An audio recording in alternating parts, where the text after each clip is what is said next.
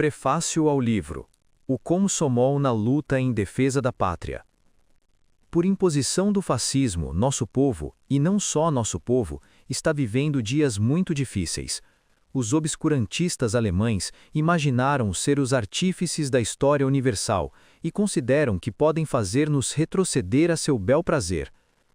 Tocou a nosso país, a nosso povo, o dever de sair em defesa do progresso da humanidade, frente aos bárbaros do século XX.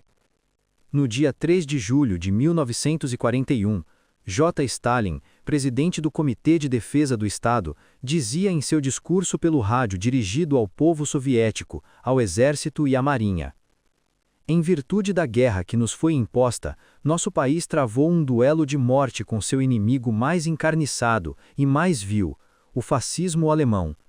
Nossas forças lutam heroicamente contra um inimigo armado até os dentes com tanques e aviação. O Exército Vermelho e a Marinha Vermelha, vencendo inumeráveis dificuldades, lutam abnegadamente palmo a palmo pela terra soviética. O grosso de nossas forças do Exército Vermelho, provido de milhares de tanques e aviões, está entrando em combate. O valor dos combatentes do Exército Vermelho é incomparável. Nossa resistência frente ao inimigo cresce e se torna cada vez mais tenaz. Junto com o Exército Vermelho, todo o povo soviético se levanta em defesa da pátria.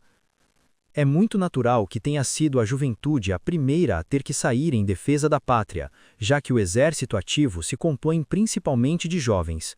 Por ser a parte mais ativa da população, a juventude, os komsomóis, acorrem às fileiras do exército e participam dos destacamentos guerrilheiros.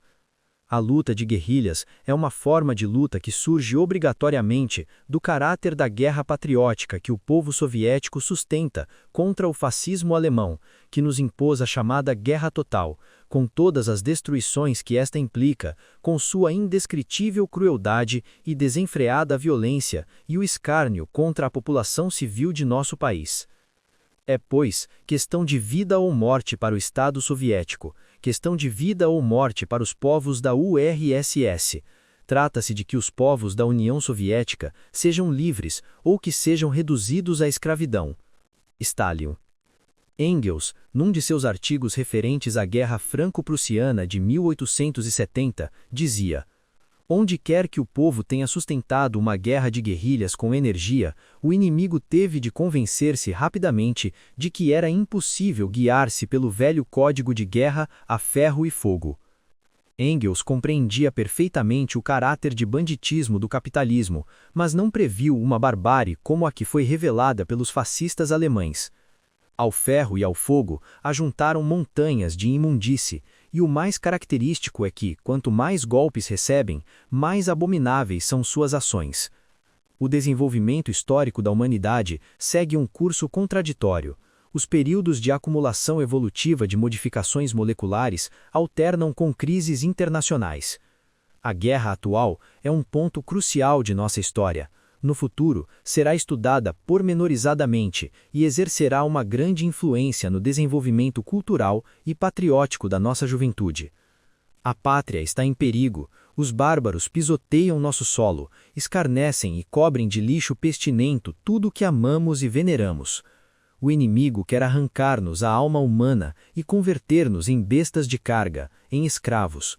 Perante a juventude soviética e o komsomol em seu conjunto, e perante a consciência de cada komsomol em particular, a questão se apresenta assim: aceitar todos os sacrifícios e lutar pela liberdade ou se submeter sem o menor protesto. Nosso povo e, em primeiro lugar, a juventude e o komsomol, cheios de indignação e de ódio contra o inimigo fascista, tomaram a decisão irrevogável de empreender a luta, uma luta de vida ou morte, até esmagar completamente o inimigo. E, na realidade, não existe arma nem forma de luta na guerra patriótica da qual o komsomol não participe, em que não se encontre na primeira linha. Nosso komsomol é uma organização relativamente jovem, mas seus primeiros quadros começaram a forjar-se na Guerra Civil, defendendo o poder soviético. Dirigidos pelo partido de Lenin e Stalin, estes quadros acabaram de forjar-se nos anos de luta pela industrialização do país, durante a coletivização das fazendas camponesas, na luta contra os elementos oportunistas e traidores no seio do partido e do Komsomol. Tudo isso permitiu ao Komsomol acumular tradições positivas de firmeza e consequência nos princípios, defendendo o Estado proletário. Hoje, o perigo provém do inimigo externo. A guerra contra o fascismo adquire um caráter cada vez mais encarniçado, e o Komsomol dela participa, em massa. Também é geral o heroísmo dos Komsomóis na luta. Duvido de que exista alguma unidade em que os Komsomóis não tenham dado provas de valor e heroísmo, o que, por sua vez, reforça as gloriosas tradições de luta do Komsomol e faz com que o valor e a abnegação no combate sejam algo tradicional e obrigatório para os militantes de base do Komsomol. Eis a essência da formação e do reforçamento de gloriosas tradições combativas. A presente coletânea é um trabalho modesto, que está longe de ter reunido os dados completos das heróicas façanhas guerreiras e da abnegada fidelidade à pátria, demonstradas por aqueles que, com plena consciência da justiça de seus atos, suportaram todos os martírios imagináveis e, firmemente convencidos de que o fascismo será derrotado, sucumbiram bradando com orgulho: "Morremos pela pátria, pela felicidade de nosso povo." Eu quisera que o leitor acolhesse este livro não como uma obra literária acabada, porém como um simples relato de camarada das maravilhosas ações guerreiras de nossos Komsomóis nas frentes da guerra patriótica.